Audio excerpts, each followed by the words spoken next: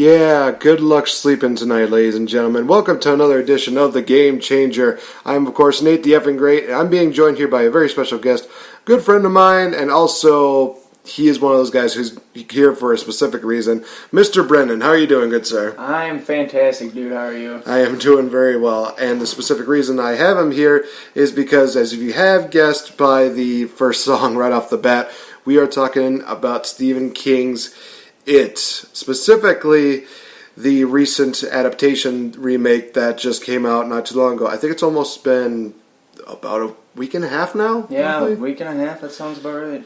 Week and a half now, and I personally have seen it twice, and you've seen it twice. You've seen it twice as well. Oh, Joy, we're going to have a lot more to talk about than I expected. Oh, yeah. We've both seen the original, and I think we've both read the novel, too. I did not get a chance to read the novel. You have not read the novel. But I do have a friend, Max Beatty, for a lot of you that know. He's a bit of a bookworm, and he kind of told me about some of the interesting comparisons from the novel to the miniseries to the remake that was released not too long ago. But yeah, let's honestly just get right into talking about it. I guess first things first is, geez Louise, you look at how this movie, when the first trailer came out, how very hesitant a lot of people were, because there's certain movies that get a remake, and of course, sometimes they do good, and then other times it's like, okay, that was fine, and then there are others that just completely bomb. Ah, man, the list for me is the remake of Nightmare on Elm Street. I did not enjoy that. I thought it did not embrace the original, Freddy Krueger at all. Friday the 13th, I had some issues with. Yeah, I was just actually about to bring that one up. Friday the 13th remake. That wasn't good at all. I think a lot of people might be nitpicky about this one, but I had an issue with it. The remake from Texas Chainsaw Massacre was... I didn't like that one either. I watched the original. They luckily had an original one at the Family Video, and I was lucky to happen upon it. And I watched that, and then I watched the remake. I'm like, wow. In a matter of 24 hours, I can see that the original was so much better than the remake. Jeez Louise, what the hell's going on? So Halloween as well. The Halloween, yeah. Wasn't very good. Better than the ones we've already listed, but I don't know, Rob Zombie took that a whole different direction. Well, it's Rob Zombie, but... Yeah, right. I've seen him live in concert. I know what he's about. Right. So obviously, when everybody saw the first trailer for the movie, a lot of people were already hesitant because they already got to see a glimpse of what Pennywise is going to look like, kind of what the storyline seems to be, how the kids were going to be looking, just a little bit hesitant. And of course, that was one of my major hesitations, was that, okay, they've introduced the clown early, which I can understand why. It kind of eases people a little bit, but at the same time, it's like, you're kind of giving away your main character right there. Is that going to hurt the film? First time watching it, literally, no, it did not hurt at all. I was still, Brendan just made the mind blown gesture. Yeah, that is exactly right. I was beyond amazed at how everything went. Some of the small notes that a lot of people pointed out throughout the movie were just amazing. Well, we call them Easter eggs, actually, but we'll get into those a little bit later. The movie as a whole, it definitely follows the storyline very similarly to the novel from what I'm seeing, and I was actually comparing it more to the miniseries, or the other movie that came out in 1990 with Tim Curry. And I'm thinking to myself, well, okay, let's see how they do it. Well, he's not exactly like Tim Curry. He's just more spooky, which I thought was not exactly the best way to do it. But then after seeing it the second time, it's like, no, they went the right direction. I'm totally okay with that. So, kind of catch everybody up to speed. Basically, what the storyline is basically a bunch of kids get together. They call themselves the Losers Club because, well, they see themselves as a bunch of losers. They're trying to take out this creature. You can't say it's really a clown, because the clown is more or less the form that it chooses, because that's the one thing that I think somebody or everybody fears the most is indeed clowns. And honestly, with all the random clouds just popping up every now and then in like roadways or crop fields, can't really blame that. But basically, they go up to battle against Pennywise. They hurt him a little bit as kids, and then they make a vow that if he comes back, that they would all come back and finish the job. Basically, spoiler alert for those of you that have not seen the movie. In the next set of movies, they come back as adults, and they do, in fact, defeat Pennywise. I was a little bit disappointed. Well, here's the weird thing about this. I remember you actually were the one that recommended that I watch it. Yeah, I actually did. And I only got to see the first part until I got, as you see, the It movie on Blu-ray that I found at work, Walmart, cheap plug. But one of the things that I liked about it was how they showed how they kind of, still were basically still kids at heart, you could say, because when Mike brought up, Pennywise is back again, a lot of their certain quirks or their habits started kicking back in again. So with obviously possibly Chapter 2, the next movie that's coming out, it's probably going to do something similar to that. But I'm very interested in seeing what they do as like the final battle sequence, or maybe even the closing deal. Originally, we thought that they were going to actually do like a trilogy here. Chapter 1 was going to be, of course, the Losers Club. 2 was going to be basically talking about Pennywise's origins, where he came from, and 3 would be them returning back to Derby, talking about what goes on with them as adults. But you know what? Before we get maybe too far into it, your thoughts going into watching this movie and your thoughts leaving this movie. What did you think about it? Well, going in, I was hesitant based on the trailer. I was like, oh my god, like you said, another remake. This is going to be crappy. And when I watched the first trailer, Bill wasn't stuttering at all, so I'm like, oh my god, they took away his stutter. That was the biggest thing, in the book. He was stuttering Bill. His real name is William in the novel. And then when he was making Georgie's boat in the very beginning, he started stuttering, and I was like, oh, okay, so they didn't take it away. Good. But coming out, I was like, wow, this followed the book pretty well. Again, there's some changes, of course. Both adaptations made changes.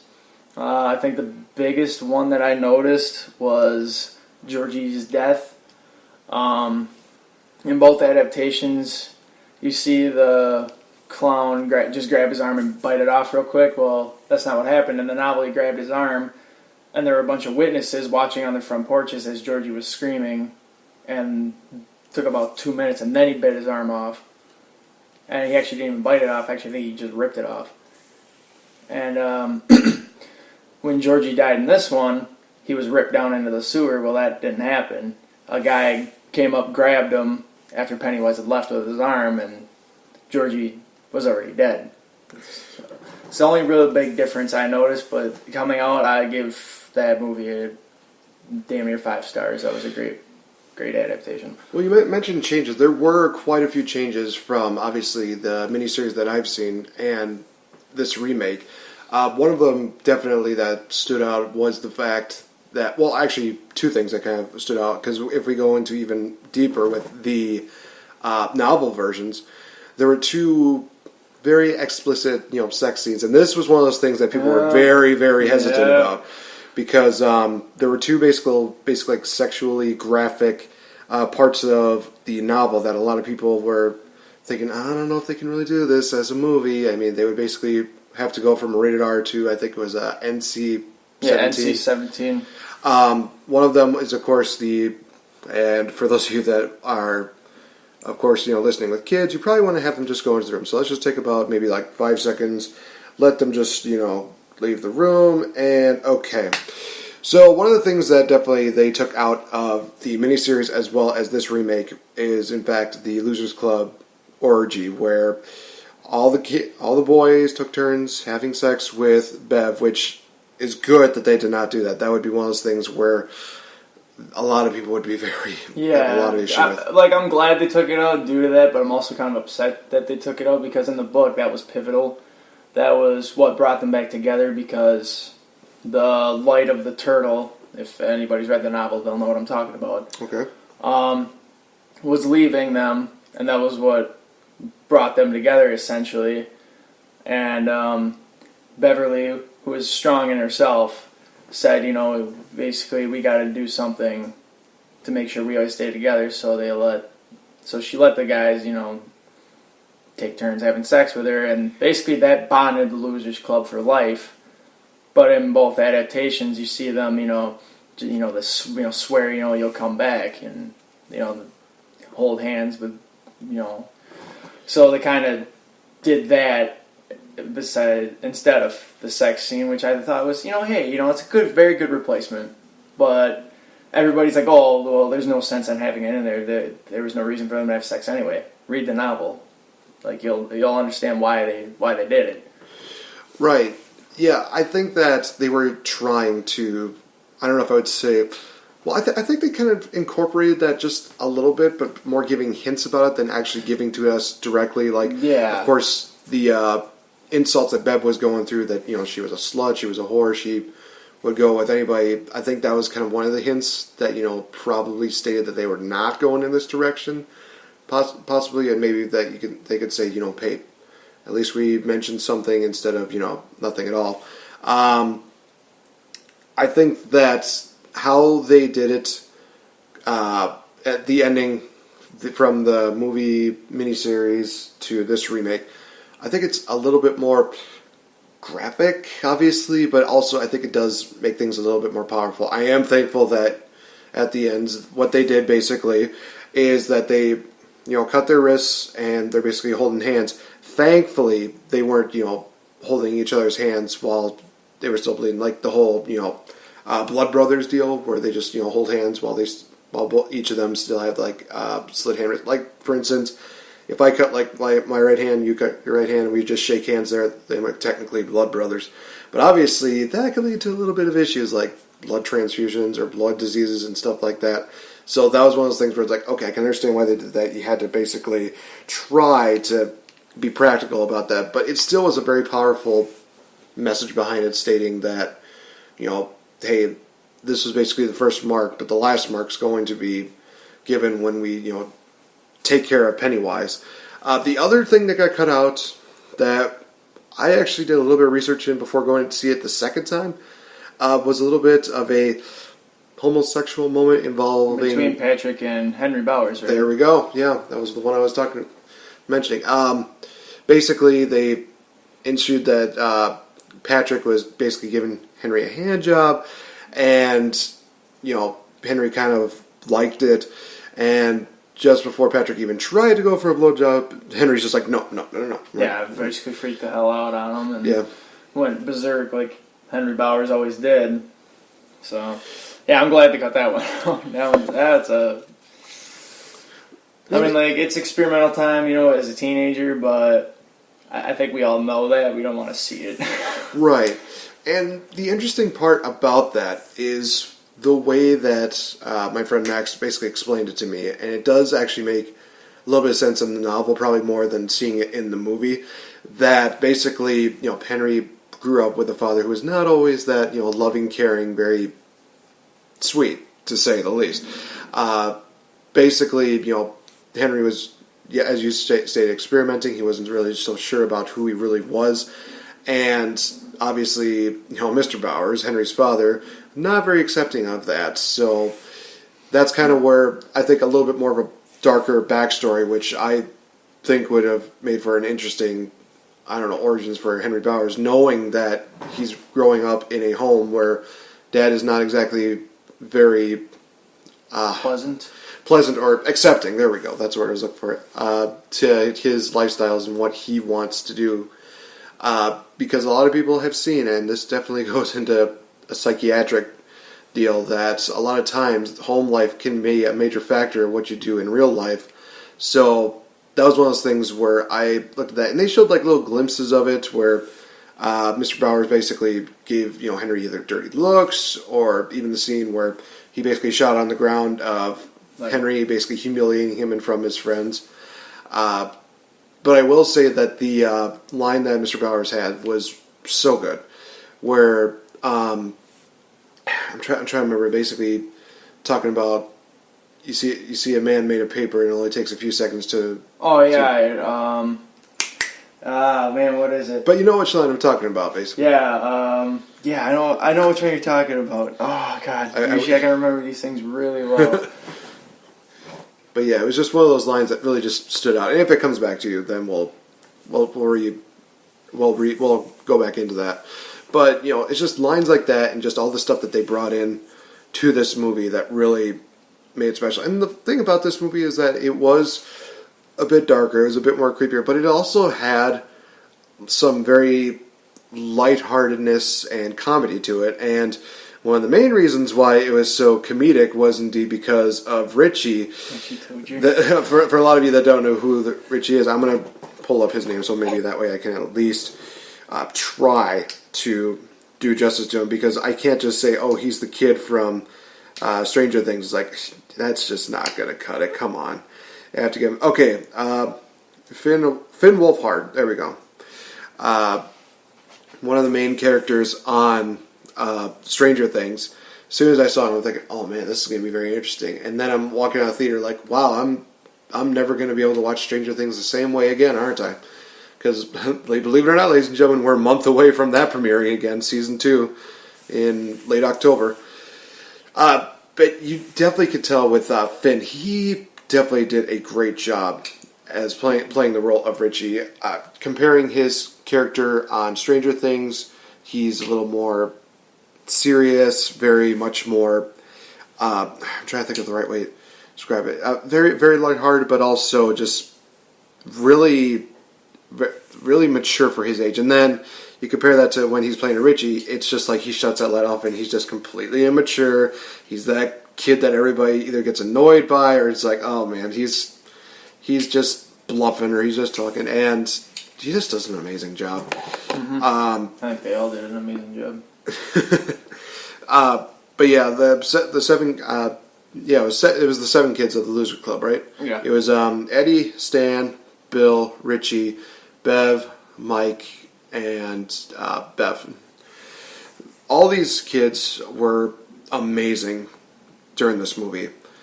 Each of them, I was very curious on how they were going to do compared to, obviously, the miniseries, and they did absolutely phenomenal. I am very surprised in how well they did with these characters, and they were very well developed, more well developed in this movie, and that's one of the major thumbs up I give about Stephen King's It, is that yeah, did you see where you're going on it? Everything you were doing. That's happened to me twice already. Jeez Louise, I'm just going to put my phone down.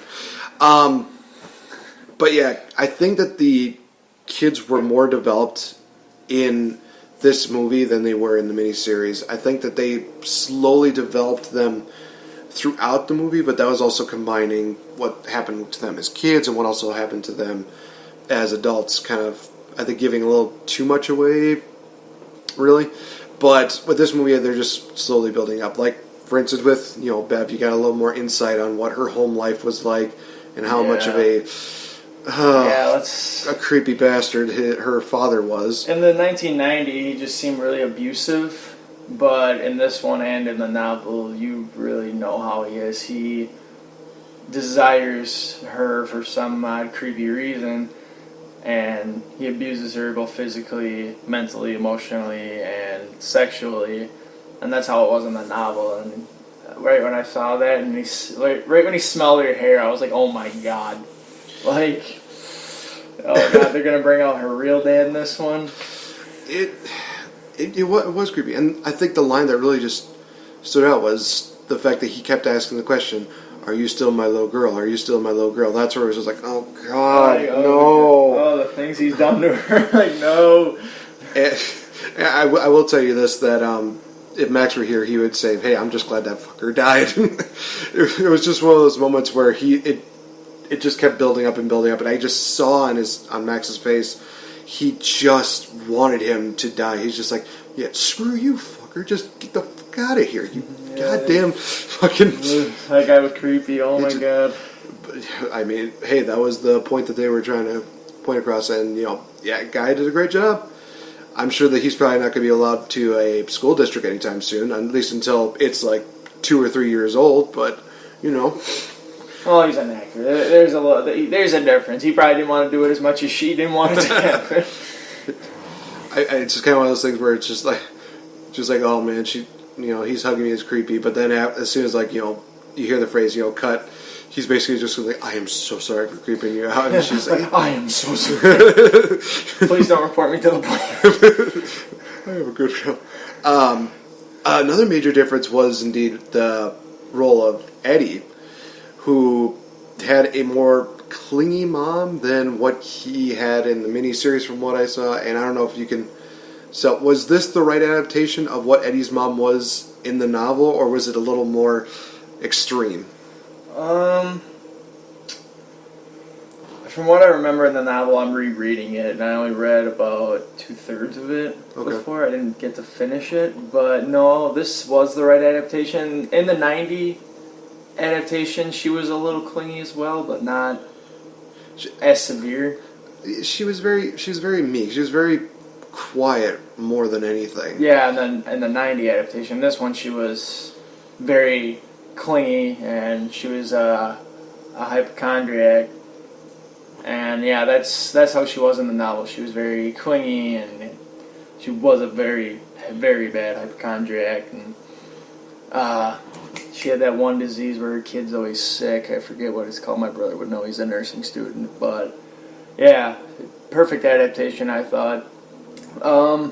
It's basically one of those moms that you don't want to have, where she refuses to let you grow up. She refuses to let you even leave the house unless it's for safety reasons. Like when she, oh my god, was it the line of don't go on the grass because it might just be freshly cut or something like that. And you his allergies and stuff like that. It's like half this stuff he never even had, which finally came out when he went to get his refill, and the pharmacist's daughter was like, those are just placebos, right? You're not sick. They're bullshit. And he goes home and he doesn't say placebos. He says gazebos because he's young. He doesn't know what placebo is, and he freaks out on his mom. These are gazebos. They're bullshit. And he really that's what I liked about Eddie. He finally came out, and he was strong-willed the whole time, I thought. But it was, his mom constantly bearing it into his head that he was sick and everything. And one thing I didn't like in both adaptations was, at least in this one, he actually broke his arm. But in the novel, Henry Bowers broke his arm. Oh, okay. Yeah, whereas in this 2017 adaptation, he fell through the floor in the Neil Bowl house and broke his arm. Well, that's not... I mean, he broke his arm at least. At least we got that. But in the novel, his arm was broken by Henry Bowers. Right. What I think that it's just one of those things where maybe they tried to switch it around. Maybe it was just, again, one of those moments where they felt like it needed to hit home. Like, of course, his arm is broken, and this is, of course, going to be the opportunity for him to confront his mom about, the fact that, you basically are giving me bullshit. You're basically giving me this kind of stuff where, well, he made the line that, that the only people that really were protecting me were my friends. And it's true.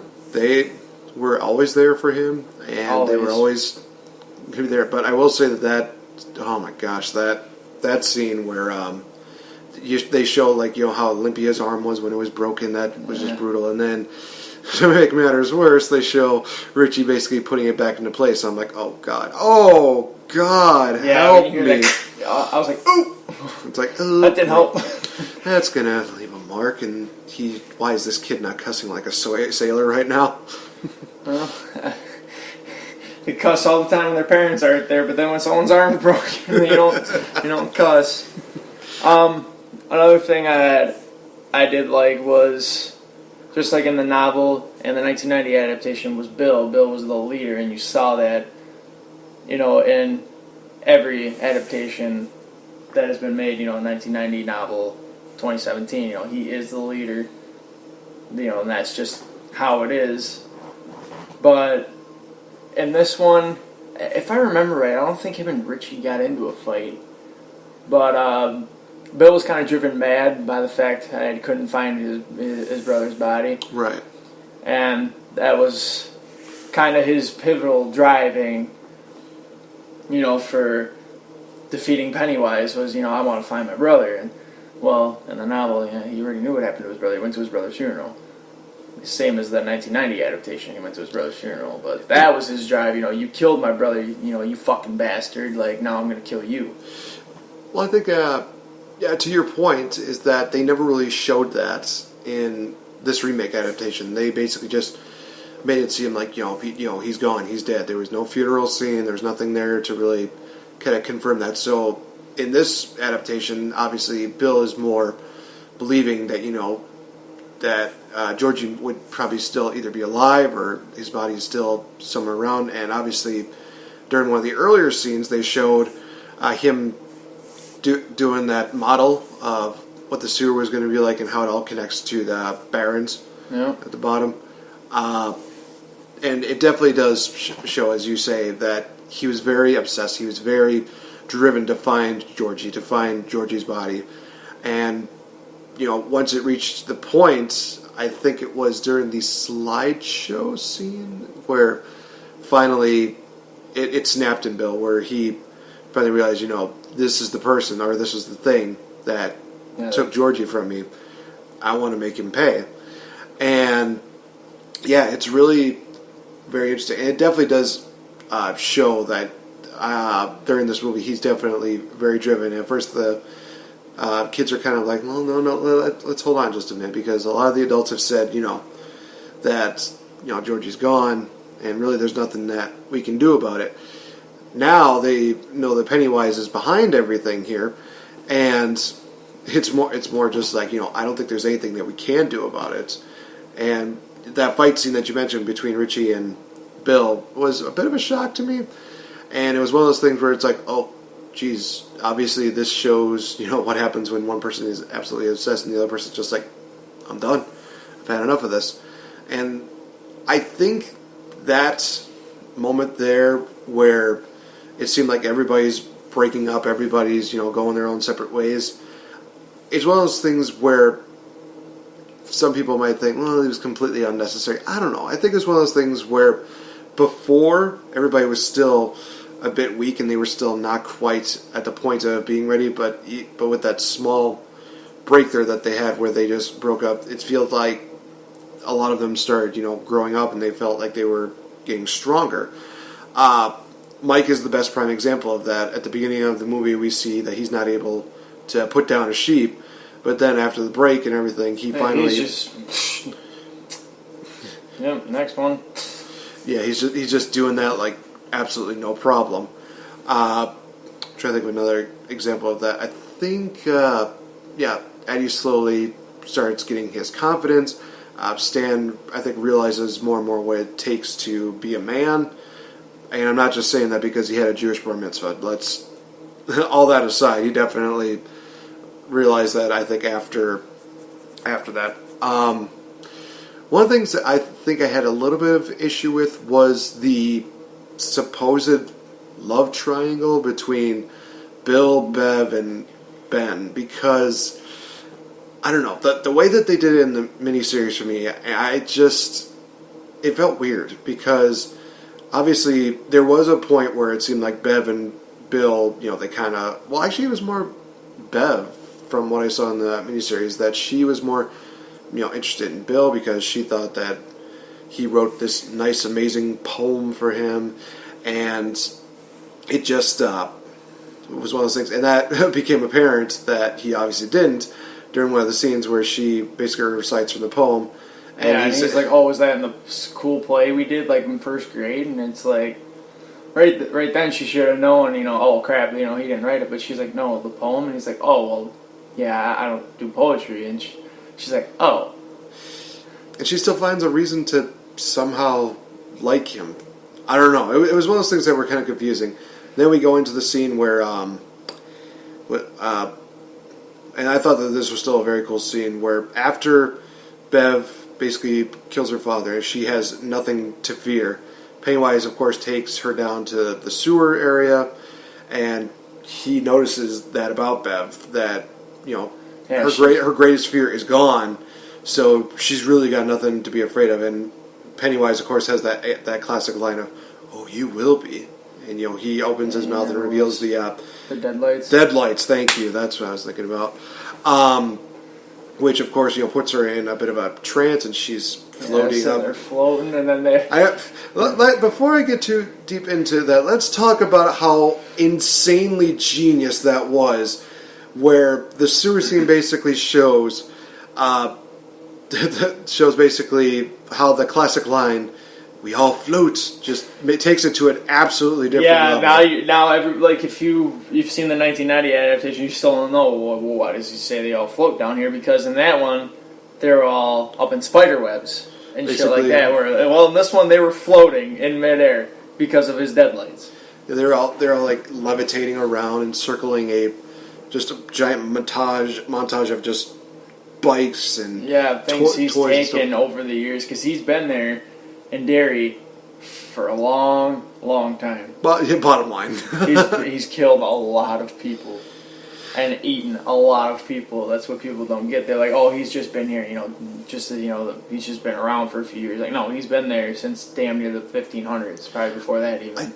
I think they definitely drove that point more clear in this remake than they did in a lot of the other stuff. That when they're talking about charter for Derry or whatever, and you look at this old picture, and there was actually supposed to be a scene that they actually cut out.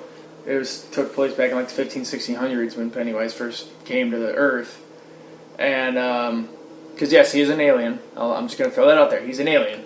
He's from the microverse. He's not from here. Right. And they were going to put a scene in there from like 1600s where he tells this woman to give him her baby or he'll kill everybody in the village. So basically, he struck a deal with this woman that if she gives him the baby, he'll come back every 27 years. So that's how he started coming back every 27 years. But they cut that out and just showed a picture of him, with that smirk on his face, hiding in the original group of people. Right. Because that's the first settlement he destroyed, was that group of people, and that was what happened. It was during a fire, and he said, "Give me your child, and I'll let you live," and all this, and that's what happened. That's why Derry's still there. Wow. Honestly, God, now I want to see an origins of Pennywise. I do too. I really want to see an origin of Pennywise. Like, nobody knows that he's from the microverse until you read the novel, and then there's like a turtle, which is the only thing Pennywise is afraid of, because that's the only thing that can defeat him. And I really wanted to see the ritual of Chud in this one. And basically what that is it's a ancient Native American ritual where you enter the microverse and basically you defeat your fear, which would be Pennywise. And the turtle, as kids, gave Bill the knowledge and wits to defeat Pennywise in the microverse, but you didn't see that. You just saw him beat the crap out of him. Right. It's like I wanted to see the ritual of Chud, and I want to see the smokehouse and all this shit from the novel. It's like, they're changing it too much. It's like, you got to stick to the original stuff. I mean, people are going to be like, well, why'd they do this? Why'd they do that? And you tell right at the end of if you did not understand any of this, read a book called Stephen King's It. Stephen King is a very weird man. He's my favorite author. I've read a few different books by him, seen a lot of his movies, but he's a very strange man. I'm pretty sure you've read a novel or two by Stephen King or seen his movies. I've seen at least. What was another movie that I saw that was Stephen King related? That was Albert Hitchcock. There's gonna be one in there somewhere that I'm just not remembering. You give me the plot, I can probably tell you. We'll probably talk about that one a little bit later. Maybe we'll even do like a review on some of the various Stephen King movies that have come out, and whether they deserve a remake or whether they maybe just are just like, well, let's just let's just post alone. But yeah, it's just amazing how much of that they have not mentioned, but at the same time, it's probably one of those things that they are going to build up for obviously the next chapter, whichever area they go into. But it seems like they're going to go into the more, I think they're going to go into the adult chapter first, and then maybe they'll do a Penny Origins. And who knows? Maybe they'll even do like a fourth chapter where they talk about the micro universe, where they talk about that. They talk about the Chernobyl. They talk a little more in depth about that. But I think for right now they're just really trying to. They're still trying to put as much as they can there, and plus you don't want to have everybody's minds just completely blown up before they reach another movie, where it's just like, you know what, we're going to keep it simple right now, and then next movie people are going to be asking, okay, we want to know these questions. We want to know why Pennywise is doing this.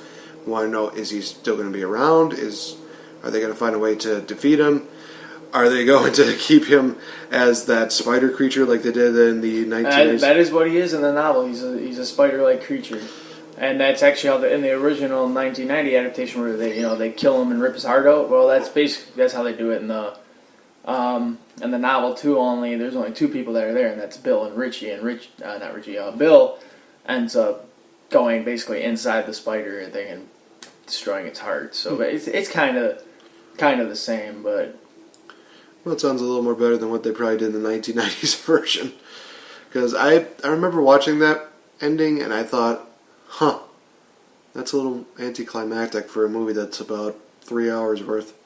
But that's just me. I'm sure a lot of other people say, like, oh, it's a great way to end it. It was a great way to end it. It was just one of those things where it's like, all that build-up for this, just, man. But going back to what we were talking about earlier, the love triangle between Bill, Bev, and Ben.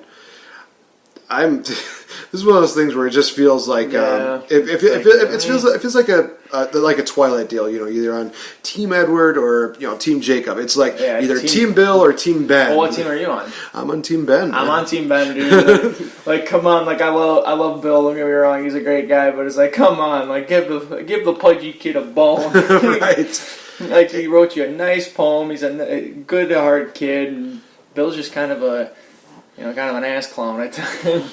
So it's like, come on now, throw the pudgy guy a bone. Well, I think the problem is that with Bill, his mind was just not quite all there, and that was probably one of the reasons why Bev was so maybe infatuated with him, was that he didn't know his way, and I think that's sort of like. What is it known? The Florence Nightingale effect, where a nurse, falls in love with a patient just because they feel helpless and they are feeling good that they're helping them, just falling for somebody who is obviously not at their prime yet. And sometimes, it lasts, and then there's other times where the nurse will come around and she'll realize, oh, I actually liked him just because of this specific reason, because he was helpless and because he needed me, but now he doesn't need me, so. Or she. I mean, it's 2017. Come on, let's just throw it out there. But, I was really kind of thrown off by that. I was like, well, where is this love triangle going? But I'm thinking that they're going to still keep it the way it was, where maybe Ben and Bev, end up together. I will say this, that if Bill and Bev end up together, I did say this, I said, if Bill and Bev end up together in the next movie, I will literally walk out of that theater. That is not... No, I don't think they're going to go that route, because in the 1990 adaptation, they end up together at the end. When they leave Derry together and they get married, and I think they end up having a child. And is that also in the novel version? In the novel, they leave Derry together. So I think Ben and Bev are going to end up together, honestly. Because Bill's married in the novel as an adult and in the 1990 adaptation. That's right.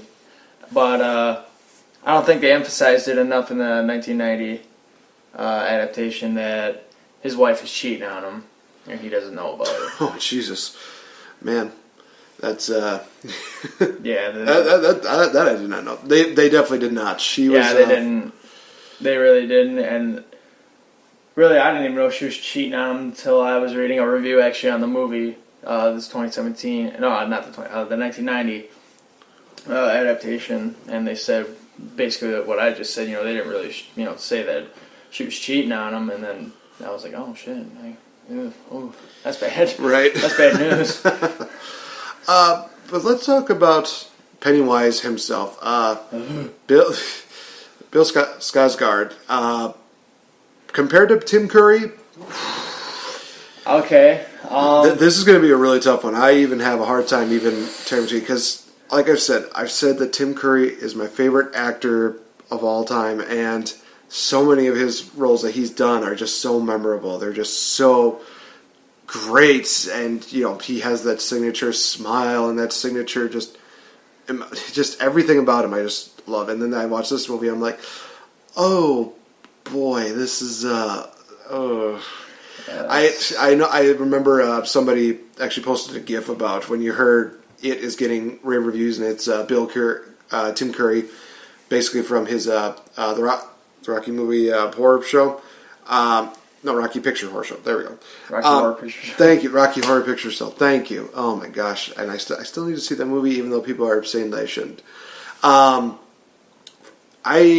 It's just him just looking kind of like heartbroken, and then just walking away.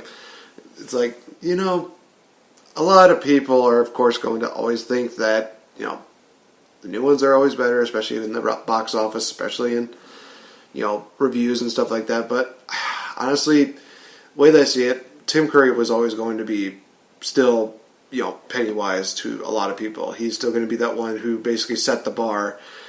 Bill, he did elevate that bar a little bit, but you have to remember that nothing can really still beat the original, and that being Tim Curry. I don't know. It's like I saw the original when I was, I think, 11 years old, and it scared me. Obviously.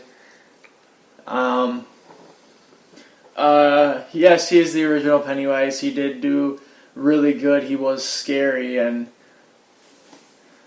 I think the way his Pennywise looked kind of threw me off a little bit, because it was like completely not what was described in the novel. The only thing that was like the novel described was his hair and his nose. It's the only thing that was the same, whereas in this one, his hair and his nose were wrong, but everything else was basically how it was supposed to look. Even though I've seen people like, he doesn't have that silky, thing with the orange buttons. And I'm just like, what, are you blind? It's right there.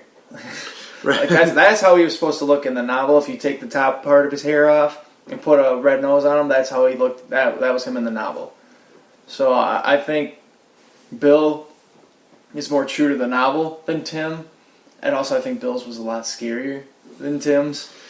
Tim's was kind of just quirky, laughing all the time, whereas this one was just like, he was quirky, but in a very scarier way, just like he was in the novel. Like, this is a scary fucking clown, not one, Like, in the beginning of the 1990 adaptation, that little girl that gets killed, she's smiling at him and shit. Yeah, you didn't smile at him at the novel. You were scared of him in the novel. Like, he was just scary. The only thing that he drew you in about him was basically he kind of, I don't know if it was like a spell or something like that, but I was reading Georgie's death scene, and he's like, he wanted to run, but he couldn't. So he kind of has a different effect on you, which was kind of portrayed in this adaptation, he walks forward and Georgie sees him, and it's like, why the hell wouldn't you run from that?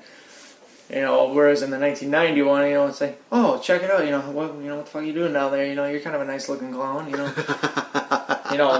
this one, you see that in the story, you're just like, what the fuck is that? It's like, no, I'm and his smile, I'm sorry, Bill's creepy smile. I'm Team Bill in this one.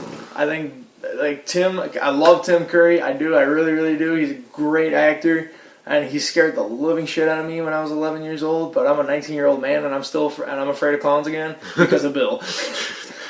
Thank you, Bill, for scaring our good friend. Thanks you. You fucking dick. But I do agree with you on that. But I'm basically saying that when it comes down to is it always when it comes to original, always seems like it is better. Tim's never going to be replaced. I think that just I'll always know who the original is. Right. I think that's the point that I'm trying to get across. You're my original man, but Bill definitely make room for the new man on the block.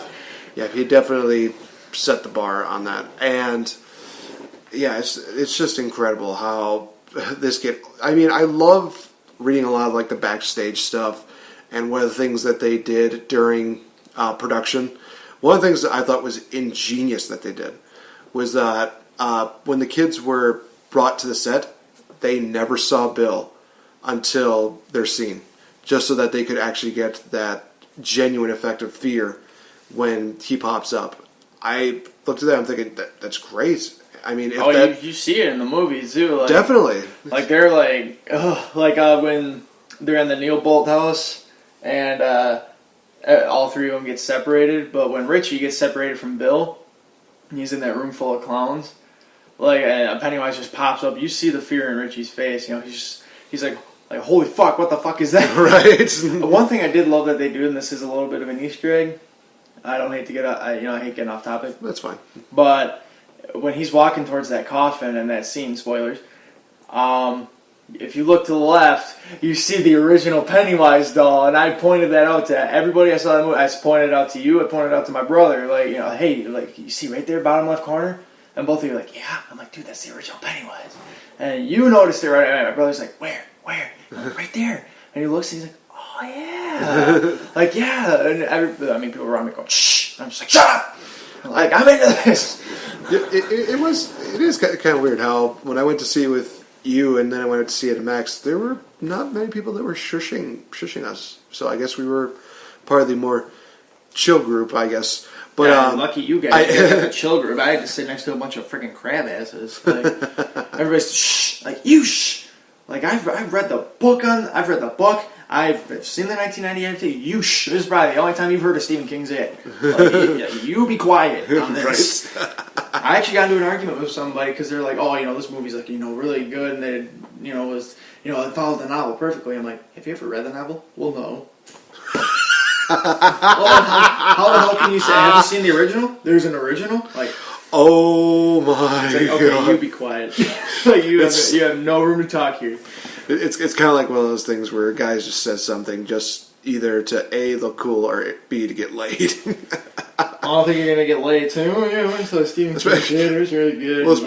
Well, especially if he was looking to hook up with that sexy librarian up in the library. It's not going to happen now since you don't even read a freaking book. Yeah, exactly. I read something on my Kindle. That doesn't count, you idiots. No, nothing compares to the novel. I mean, I read, like I said, 2/3 of it actually when I was in 6th grade, so I was about 11 years old. That's what made me want to see the movie.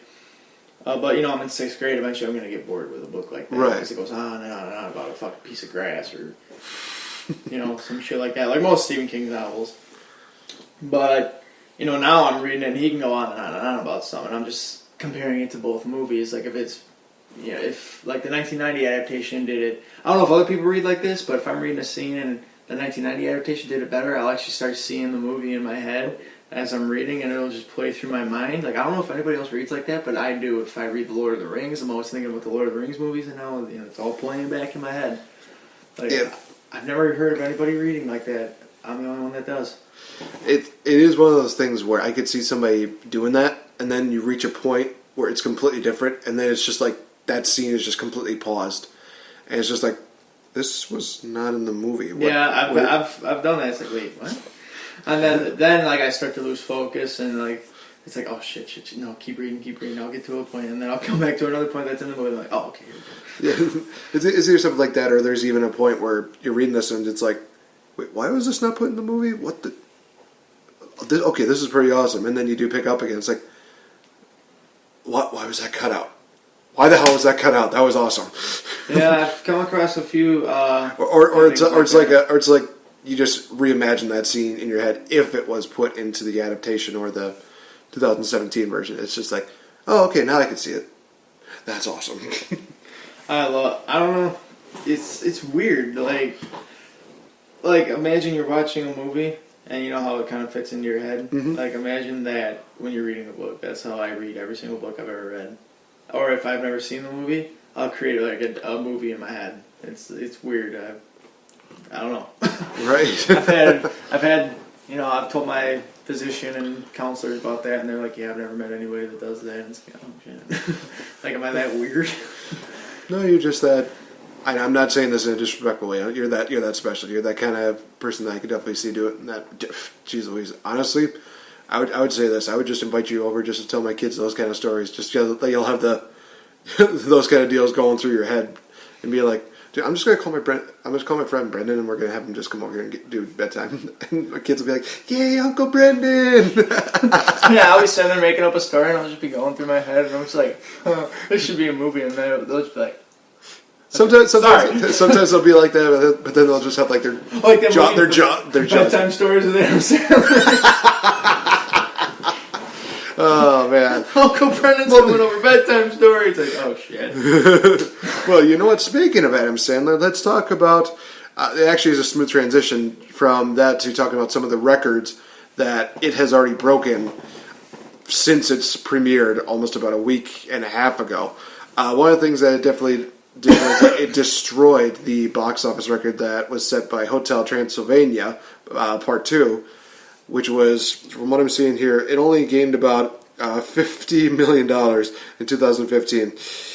It got about $70 million in just this week. I am absolutely flabbergasted. Well, considering... I think that was just opening weekend, because right now they're up over $150 million. At least over that. And I will say this, the only good thing about, I think, Hotel Transylvania Part 2 is the joke that they made about, how about the vampire grandpa, or whatever.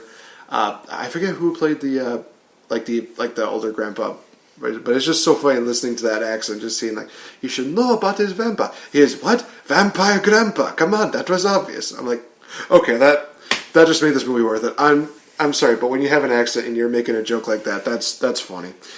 Yeah, it's just, jeez Louise.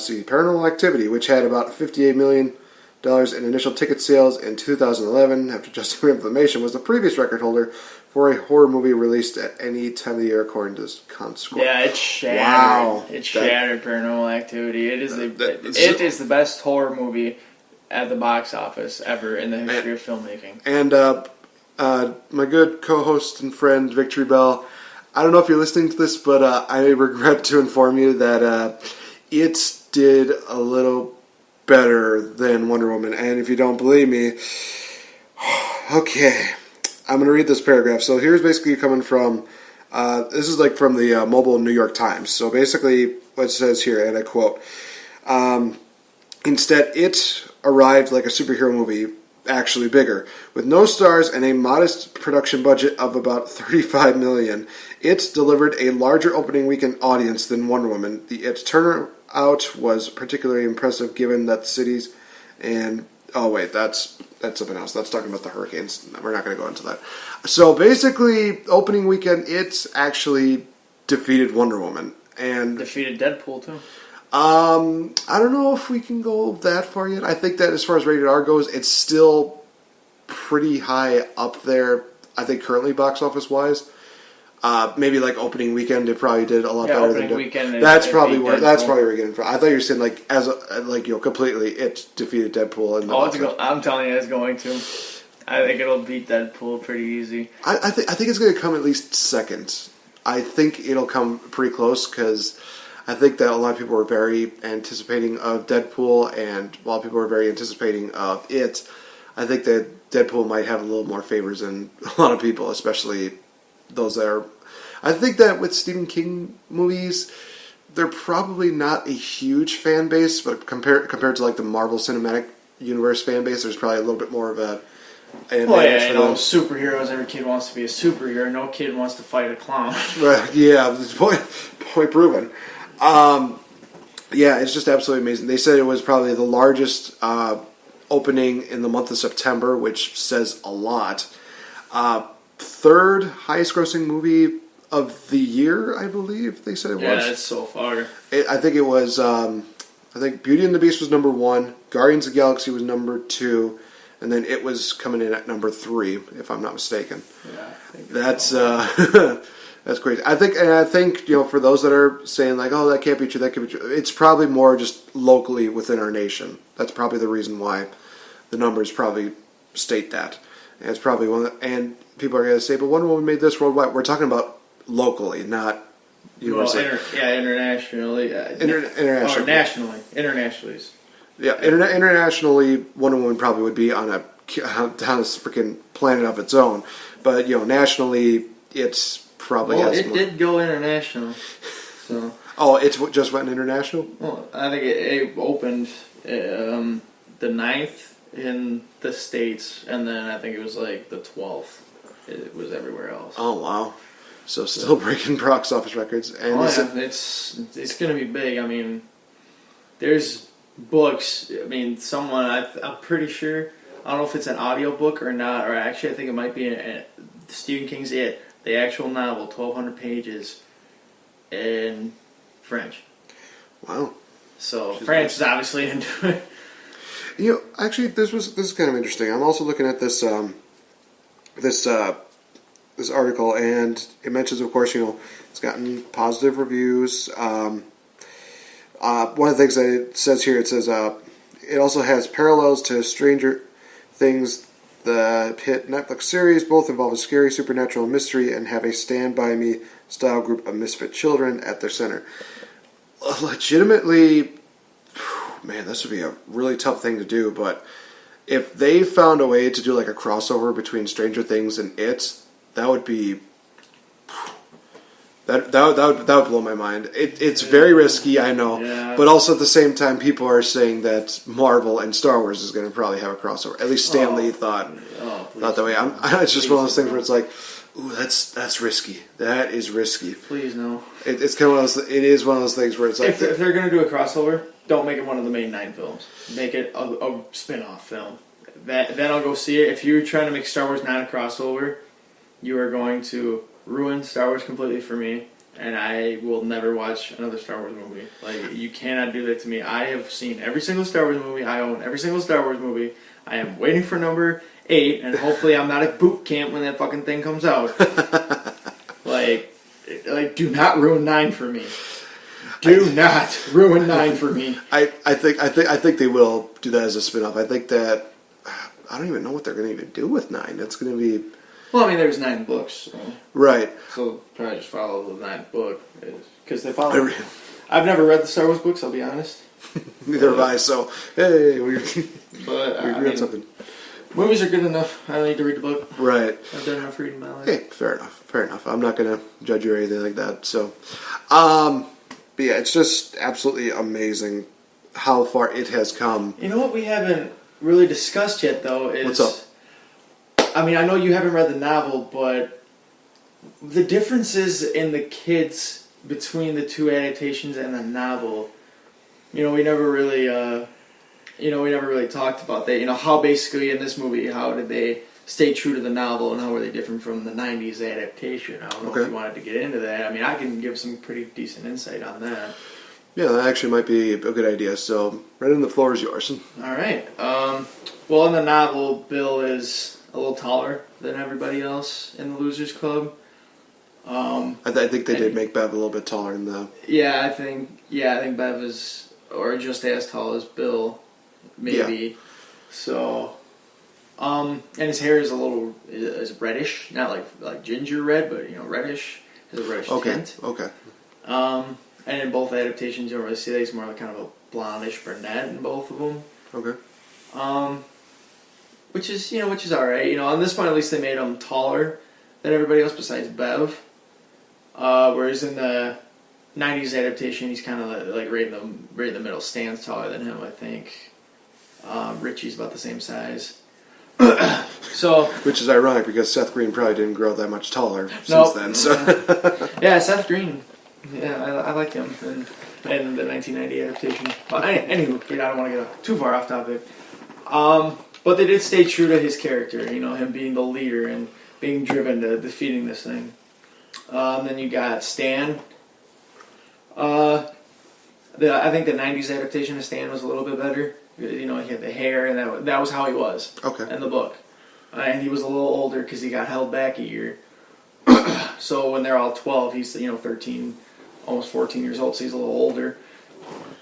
And I think you see that, though, in both adaptations, how he acts a little older than the rest of them. But he still has a lot of fear in both, which is how he was in the novel as well. Stop texting me. Beverly, if I had to choose an adaptation, which is better between 90s and 2017, I might go with 2017. Because, in the 90s adaptation, you really don't see her backstory. She just kind of jumps into the Losers Club. whereas in this one you kind of see her backstory and how she really didn't have a lot of friends, and she was a loser supposedly, in herself. But then the Losers Club, like she said, I didn't feel like a loser when I'm with you guys, so they brought out who she really was as a person. So I'm going to go with 2017 Beverly on that one. Let's see, Richie. I really liked the 2017 portrayal of Richie, more so than the 19. No offense to Seth Green, I love Seth Green, I really do. Right. But the only two things that were the same were the glasses. His lenses are thick in both adaptations. That's how they were in the novel.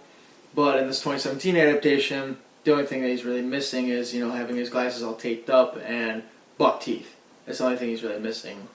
So again, they saved that for Pennywise, obviously. Yeah, they saved that for Pennywise, obviously.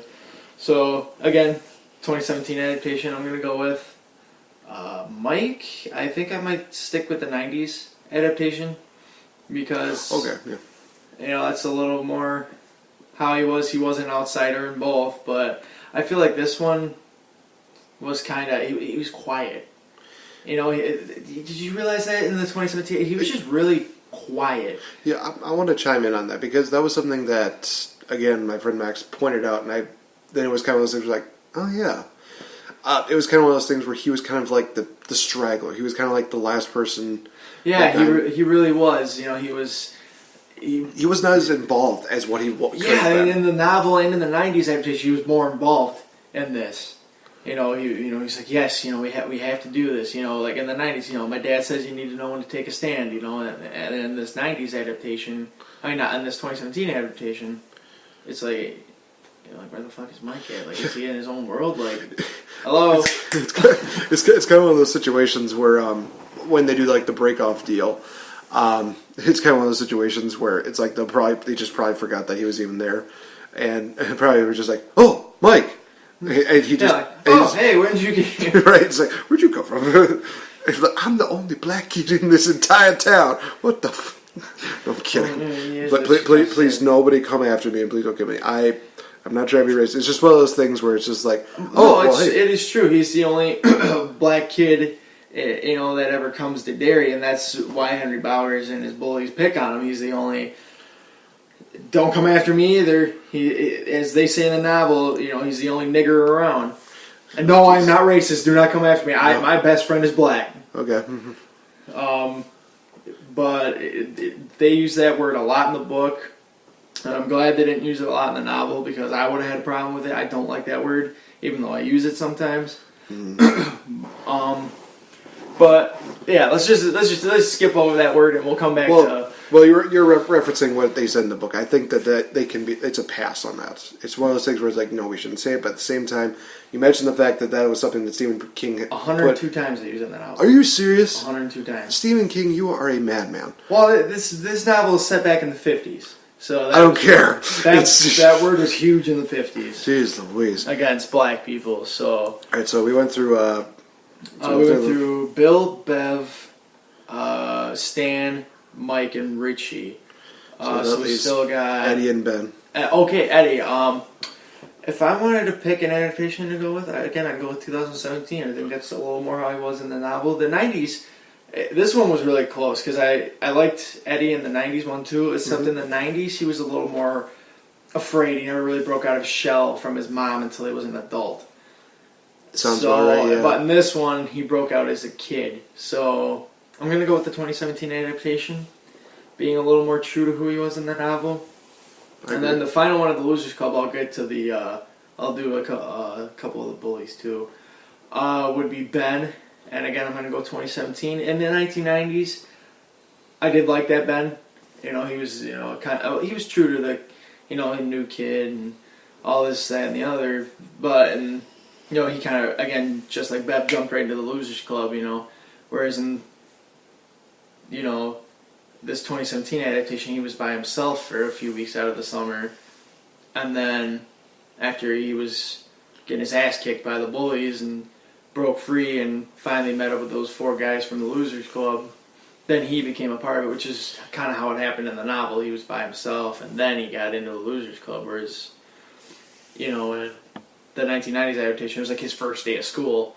He got beat up by these bullies, and then became part of the Losers Club. But one thing both adaptations did perfectly was his love for Beverly Marsh, and you really see it in this 2017 adaptation where he's stuttering when he talks to her, and when he's listening to New Kids on the Block. This one's 2017. It takes place in the 80s, when the novel and the 1990s adaptation, they were kids in the 50s, so everything's a little different. Right. But New Kids on the Block, he's like, "Oh, don't you go, girl." That's another song by the New Kids on the Block.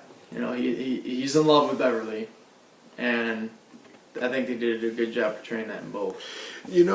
I think one thing that I'm kind of glad that they cut out, and I feel like when they put this in the 1990s adaptation, it was kind of like, what significance does this really prove to the story?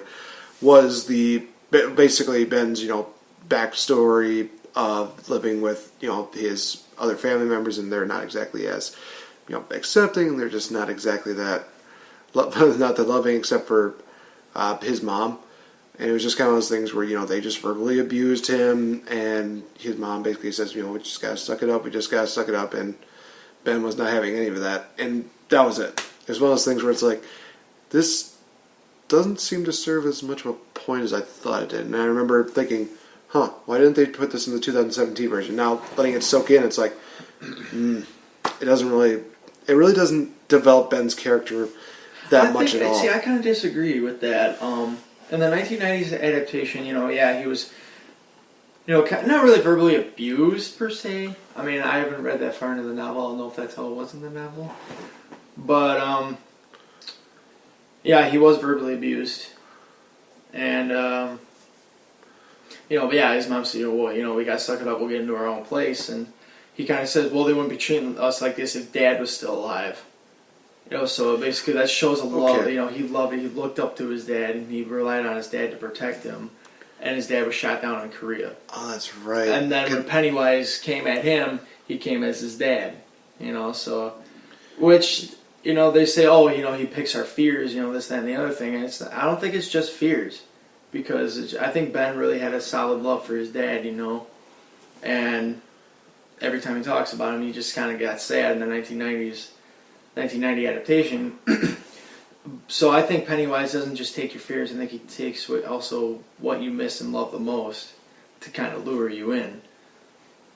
So yeah, that is. I think that they developed his character a little bit. I think that with that point, talking about how he misses his dad, that could have maybe passed in the movie. But I just think again that having. You didn't even see Ben's parents. No, you really didn't. I don't think you really saw anybody's parents. You didn't see. You saw Bill's mom once. Yeah, I think you saw like Bill's mom, Eddie's mother, Bev's father. That's about it. And Mike's grandfather, I believe it was. Yeah. And Henry Bauer's dad as well, which probably that's actually my next person. To transition, the bullies. Yeah, the perfect transition actually. Henry Bowers. Of course, the novel took place in the 50s, and this one takes place in the 80s, so they gave him a kind of a do-over. They cut off sleeves, and he sports a mullet on his head, whereas in the 50s, he had the 50s greased up haircut. As far as his psycho activity, it's about the same in both adaptations. He's insane. But I don't know. I think I'll go with the 90s adaptation of Henry Bowers. Even though I like this actor a little more than the 90s adaptation actor, I think it stayed more true to the novel with the 90s adaptation. Then you got Patrick Hockstetter, which he wasn't even really mentioned. I don't think he was mentioned at all in the 90s adaptation. No, I don't think he was. Whereas in this one, he was in it for maybe half an hour, and then he was killed by Pennywise, which he is killed by Pennywise in the novel. But Patrick was way, way more insane than Henry was. I mean, Patrick killed his own little brother, who was an infant. He tortured animals, and he was insane. He was more insane than Henry Bowers. But he was a little more heavier set, like Belch was, and then 2017 adaptation. That's how Patrick was supposed to look, not this thin, punk rock guy. Justin Long looking wannabe. Yeah, basically looking like Justin Long. But hey, I give him props. He did pretty well. He was crazy in himself, but yes, he did. He was killed by Pennywise in the novel, and of course he was in the 2017 adaptation. But you really can't. There's no deciding between 1990 or 2017, because there's no Patrick Hockstetter in the 1990 adaptation. It's Victor and Belch in the 1990 adaptation, whereas in this one it's Victor, one other guy, I don't know his name, Belch, and Patrick Hockstetter. So I think that comparing the 1990s one, I'll just chime in on this one, the Bully one. I think that this is the one where I would maybe disagree. I think that the 2017 one was, handled and delivered a bit more, because with the 1990 version, it seemed like Pennywise was just always killing anybody. It didn't matter who, it didn't matter when, and obviously with Pennywise later on during the movie, he would basically recruit Henry to kill him. That does happen in the novel as well, and in the 2017 adaptation. I think that they gave a better adaptation of that in this 2017 remake, where it started off basically slow, and it definitely was one of those things where Pennywise is basically just turning the gears more faster than usual, because obviously we see in the movie Henry he hates the Losers Club, he hates them, he wants to do anything. You see that eerie scene where he finds his old man's knife in the mailbox, then he kills him with that same knife. And they didn't really mention that at all in the 90s adaptation, that yes, he murdered his father, but that wasn't it. He murdered a lot of people before he went after the Losers Club in the sewer. He murdered his dad, and I'm pretty sure, again, I forget that part in the novel, but I think it's made pretty obvious in this adaptation. He was the only one that went into the sewer in this 2017 adaptation. And he was driving his friend's car, so I'm pretty sure he murdered his two friends that were at the house too. As well as a couple other people. So that's how they pinned the murders on him. He murdered a bunch of people before he went after the Losers Club.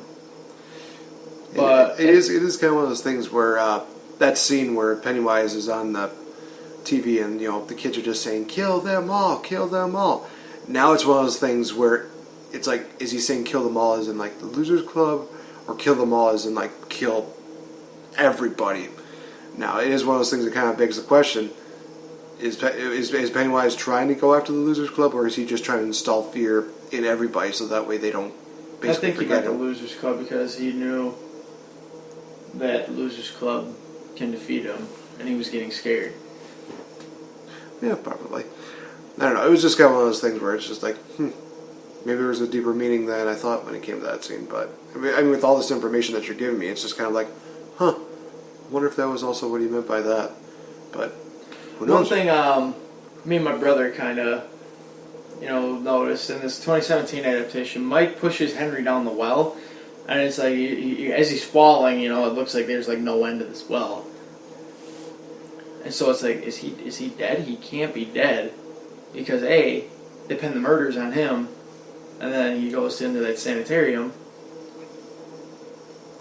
And then, in the novel, and as well as the 1990 adaptation, he comes back to try to kill the Losers Club again. And yeah, that happened in the novel, and he actually breaks Eddie's arm again, and then he dies somehow. So somehow, just spontaneously. I forget. I think he might have got stabbed, just like he did in the 1990s adaptation. But it's like you can't kill him off, because how are you going to do the second part? He was kind of pivotal to them, because I think he ends up putting Mike in the hospital, and he breaks Eddie's arm. So yeah, it'll be interesting to see how they present that. Maybe there was water at the bottom of the well that maybe softened the blow a little bit, or maybe Pennywise, brought him back to life, because he could have been that kind of supernatural being, which I have no doubt. Or maybe Pennywise, because our I remember when Stan, turned around and then all of a sudden he was in this different room. Maybe when he was falling, Pennywise kind of stopped his fall and put him in a different part of the sewer real quick, and kind of like he did to Stan. Oh, that could have been. Yeah. So you never know. I mean, I'd say don't count Henry Bowers out yet. I definitely don't. I think that they've obviously made it very unclear on the fate of Henry Bowers, and they'll probably make it more clear in the next adaptation, or the next chapter, I should say, of it. But yeah, all in all, it is a phenomenal movie. Honestly, one of the best horror movies I've seen in a long time. Didn't necessarily made me jump, but it was just one of those things that... it was a different kind of scary. I think... What is the movie? The movie Don't Breathe was one of those movies that did the same thing. There were some points where there were supposed to be, jump scares. People were supposed to jump out of their seats and be all freaky. But for me, it was more of the storyline that really got me invested. And that was what really kind of scared me more. Finding out that, this old man basically kept the woman who ran over his daughter in the basement, and she's carrying his child, and he was going to do the same thing to this girl that was there. And again, it is one of those movies that I was very much more invested in the movie, but also, I had everything ingrained about the 1990s adaptation. I'm thinking, okay, well, this is basically what I know is either going to happen or what they say is going to happen. Let's see how well the 2017 version does. It definitely does a phenomenal job of just definitely was not a disservice to the novel or the 1990s adaptation, if anything. Yeah, at the beginning of the show, of course, we talked about how there are some movies that definitely did do more harm than anything to the franchises that they were a part of. It was one of those movies that really was just like, okay, this is good. This is good. They've got something here. So now it's like, where do you go from here? And hopefully we'll find out within the next few years, really. I mean, Chapter 2 is going to be coming out in 2019, if I'm not mistaken. That's what they say. I don't know. I say it could be 2018. They're saying 2019 for some reason, but it's already in the works. They're already working on it. So, but I heard about the Stephen King It remake long time ago. It was on a movie pilot on Facebook. They're making an it sequel. There was a picture of Pennywise the Clown standing there, Belle Songard. Actually, no, I heard about it before that even, because they wanted the kid from We're the Millers to be Pennywise at first, but then they fired him and hired Belle Songard. Oh, the guy, the kid who played the son, or yeah, the kid who played Kenny on We're the Millers. Oh, he was going to be Pennywise originally, but then they hired Belle Songard and fired him. Was it because of conflicts, or was it just he didn't fit the part? Or? I think it was because he didn't really fit the part. I mean, his face has the look. He's creepy himself. I mean, no offense to him, but I don't know. I think Bill was perfect. Bill was the best. Obviously, yes, because they're breaking so many records. A lot of people are definitely giving a lot of huge reviews for it. Very few negative reviews about it. I mean, geez Louise. They should have done this like how. Give me a second. I need to know this. Come on. Who directed The Lord of the Rings? Hold on. God, I should know this. I read the books. I did all this research. Peter Jackson. There we go. Yeah, Peter Jackson. They should have did it just like Peter Jackson did The Lord of the Rings. He filmed everything he needed to film if he was at that location. Like when they were in, when they were in Rohan, they filmed everything for the second and third movie that they, everything they needed to. And as they were going from one place to another, they ran into the place where they did a Manhattan in the first one, and hey, we're gonna film this part real quick. They filmed everything all together. All three movies were done, and then he just released them 2001, 2002, 2003.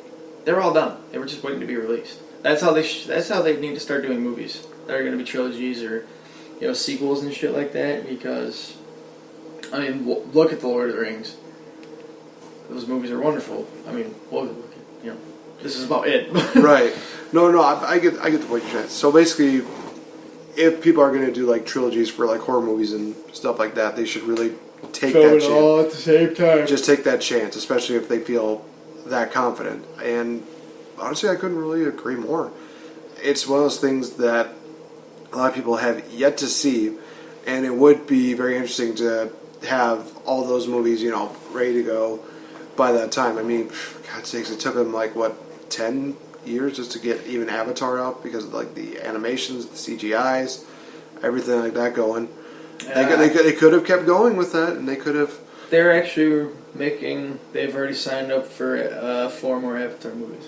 There's going to be Avatar 2, 3, 4, and 5. Yeah, they need to get those done very, very Avatar 2 isn't coming out, I think, till 2020. Yeah, case in point. They're going to just prolong that quite a bit. So, yeah, in all honesty, hopefully obviously Hollywood, if you're listening, just do what it states in the books. Just do it like the way that they have them, because that is obviously the best way to do it. You can obviously, take some of the parts that you feel a little bit might be too edgy and just take them out and just incorporate them somehow in a different way. Like I said, the whole orgy thing between the Losers Club, it didn't need to happen in the movie. The movie itself made up for that, and for some that were just saying, well, I just wanted to see this movie. Well, first of all, A, I would suggest go seeing a therapist, and B, like I said, there's so many other factors in here that basically implies the possible orgy, but they don't present it in a way where it's just like, oh yeah, we're definitely going down this route. They basically just, I think they more just kind of skipped around it, where it's just like, oh, you think we're good? Nope. You really can't, well, they skipped it. I mean, you really can't have a bunch of, 13, 14, 15-year-olds pretending to have sex. I mean, that's child pornography, It's true. I think if they would have done it, what I would have done is literally just have them be trying to leave the sewer. They all get into a fight, have Beverly say something, like she usually does, and just have, if she was wearing that dress, just kind of unbutton a couple of them, and then it just kind of goes black, and then it comes to them being out of the sewer. That right there, if you read the novel, you know what happened. Or even if you haven't read the novel, she's getting undressed, you know what's going to happen. It's implied, basically. Yeah, if you implied it like that, there you go. I would have been like, okay, so yeah, they had a sewer gangbang. And again, it's like I said, if they imply it, it's one thing. If they actually do it, if they would have actually done it, I would have had an issue with that. I would have been it's one of those things that would be like, my nieces are like that age, so let's not do that. Right. All right. So, all right, so let's just wrap it up here. Brendan, thank you so much for being a part of this. It's really cool that we finally get to do this. Thanks for having me. Hey, not a problem, man. Anytime that we get a chance to, do this, it's awesome. But I know that we were planning on hopefully seeing, Jeepers Creepers 3. That's on the 26th, and I heard it's only going to be out for one day. 1 day. Jeez. It's going to be out for 1 day. Is it just one showing, or is it going to be multiple showings? I think it's going to be multiple showings. Well, better be multiple showings. For 1 day, because the 26th, if I'm not mistaken, is next Tuesday. And it is next Tuesday, and I'm telling you, dude, we gotta see Jeepers Creepers 3. we have to. I'm gonna go. I work today. I'm gonna go in. I'm gonna request off for the 26th. And I'll ask for a switch in shifts, and I have to request next Friday off too. Well, we'll definitely have to see it opening day. Yeah, we'll definitely have to make time to do that. And also, you guys, for those of you that are also big Wonder Woman fans, comes out tonight. They release it tonight. Blu-rays, DVDs, all that good stuff. So a little cheap plug there for Wonder Woman. I will definitely be going there to Walmart as soon as it reaches midnight, thinking, I just want my movie. Thank you very much. And expect a picture to be posted up on the Facebook fan page of just how happy I will be just seeing that movie. And, throughout the week, we'll still have some episodes posted up. Friday will be the special predictions episode for WWE No Mercy, which will pitch myself versus Max Speedy. Wednesday will be another episode with myself and Victory Bell. So be sure to tune in to that. You can always follow us on Facebook, facebook.com/changing up the game. as well as follow me on Twitter at RealFNGame. So for Brendan, I am Nate the Effing Great. Thank you for joining us here on The Game Changer. Adios. Adios.